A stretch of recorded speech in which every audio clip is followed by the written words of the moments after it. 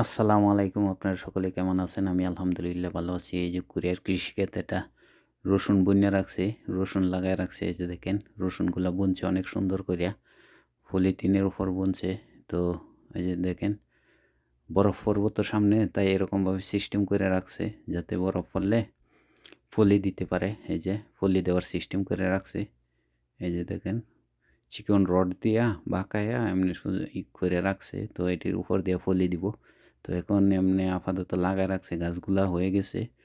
তো বরফ পড়ার আগে আবার পলিথিন দিয়ে ছাউনি দিয়ে দিবে। তো ছাউনি দেওয়ার পরে ওইগুলা ভিতরে চতুর্দিক দিয়া ঢাইকা দিবে।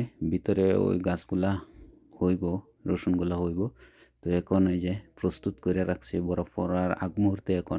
এখনও বরফ পড়ে নাই। তো ওই জন্য ওরা এই যে চিকন রড দিয়া বাঁকায়া বাঁকায়া ওই যে দেখেন কত সুন্দর করিয়া সিস্টেম করে রাখিয়া দিছে। ওরা এখন ফলি দিয়ে ঢাকিয়া দিব। এগুলা রসুনগুলা বুনছে কাগজ ভিজায়, পলিথিনের কাগজ